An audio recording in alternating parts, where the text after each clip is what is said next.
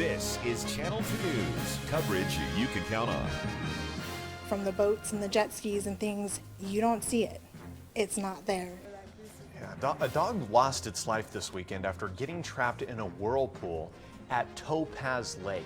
And now the dog's owner and Douglas County officials want this tragedy to serve as a warning for everybody.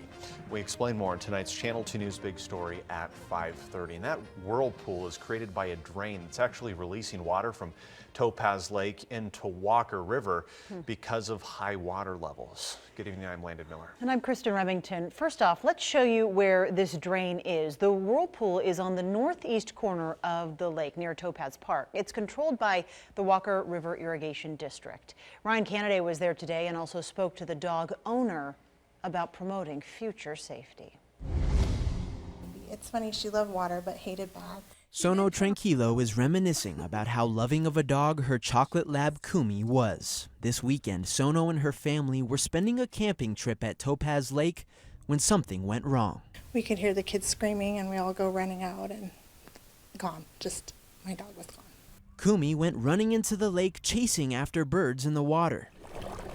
She was then quickly swept under the surface by a whirlpool created by a Walker River Irrigation District drain. Didn't know if it was hazardous. It didn't look like it. It was just kind of slow moving and small initially. Sono says the whirlpool would change in size based on the currents in the lake and that there was no clear indicator of danger in the area. You could see the two buoys on the sides that said no boat. So I just assumed that that meant shallow water, they'll scrape bottom. Officials say whirlpools like these are not just dangerous because of the suction pulling down into the grate, but also because of the debris that's under the water that could entangle you. We advise safety at all levels when people are near water and particularly on county property.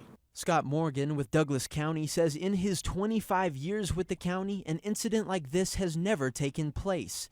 But as a result of this incident, further warnings have been put into place. At the request of the irrigation district, we did put out some additional signage just to warn beachgoers that there is a potential danger there. Sono says since losing her family dog, a lot of attention has been on the fact that her dog wasn't wearing a leash.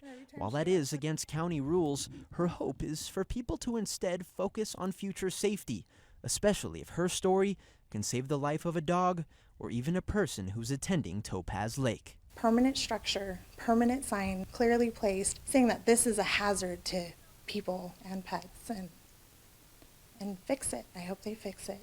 Covering the story, Ryan Canada, Channel 2 News. Douglas County released this statement concerning the loss of the dog, saying in part, quote, "We are deeply saddened by this tragic accident and the loss of the dog. We immediately reached out to the owner of the animal to find out what happened and express condolences."